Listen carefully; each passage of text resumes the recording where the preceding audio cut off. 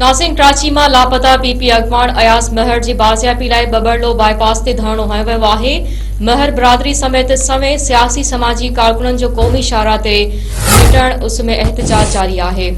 धरणे सबब सिंध पंजाब ॾांहुं ईंदड़ वींदड़ ट्रैफ़िक मुअत्तल थी वई आहे ऐं ॿिन्ही तरफ़नि खां गाॾियुनि जूं कतारूं लॻी वयूं आहिनि। अगवान जो चवणु आहे त हाजी अयाज महर खे 3 ॾींहं अॻु कराची मां खंबे गुम कयो वियो आहे। अयाज महर खे जल्द बाज़ियाब करायो वञे, ॿी सूरत में एहतजाज जारी रखियो वेंदो। नाज़रीन, अवां खे हिकु भेरो ॿीहर अहम ख़बर ॾियूं पिया त कराची मां लापता पीपी अगवान अयाज महर जी बाज़ियाबी लाइ बबरलो बाईपास ते धरणो हयो वियो आहे। महर बिरादरी समेत समें सियासी समाजी कारकुननि जो क़ौमी शाहराह ते निटण उस में एहतजाज जारी आहे। धरणे सबब सिंध पंजाब ॾांहुं ईंदड़ वींदड़ ट्रैफ़िक मुअत्तल थी वई आहे ऐं ॿिन्ही तरफ़नि खां गाॾियुनि जूं कतारूं लॻी वयूं आहिनि।